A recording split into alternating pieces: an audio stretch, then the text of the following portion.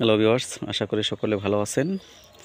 তো আমি আসলে সকালে একটা লাউয়ের জাংলায় বা লাউয়ের ইয়েতে আসছি, টালেতে আসছি। এসে সেরে আপনাদের এখানে একটু একটা জিনিস দেখাচ্ছি।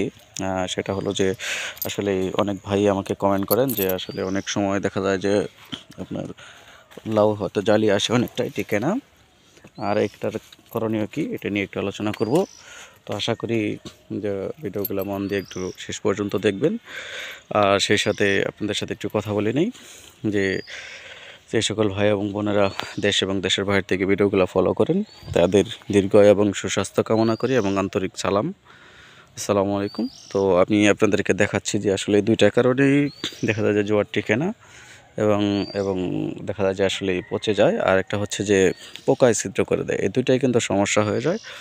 আর এই দুইটা যে সমস্যা, এই সমস্যাটা নিয়ে আমি আলোচনা করব। এই দেখেন, যখন প্রথমে এরকম হয়, আস্তে আস্তে এই যে একটা কলি আমরা পাইছি, এই কলিটাতে আপনাদেরকে দেখাই। এই দেখেন কলি, এখানে কিন্তু এই যে পচন এবং দেখা যায় যে হালকা একটু পচন রোদের মতো হয়ে গেছে। এই যে এখানে এটা কিন্তু আসলে হালকা একটু পোকারও আক্রমণ আছে। তো এই যে দেখা যায় যে এখানে যে আমরা একটা জিনিস দেখতে পাচ্ছি, এখানে পোকা এবং পচন এই দুইটাই কিন্তু আসলে যদি রোধ করা যায়, তাহলে দেখা যায় যে কলিগুলো ঠিকমতো কাজ করবে, ঠিকমতো টিকবে এবং জোয়ার আসবে। এটা নিয়ে আমি আলোচনা করব।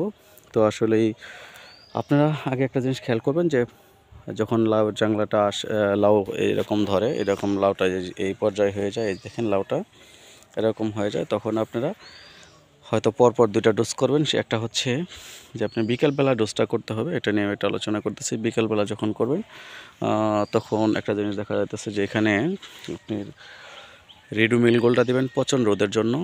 কারণ রিডুমিল গোলটা হচ্ছে যে আসলে মেটাল স্কিন ম্যানকোজেব দুইটাই।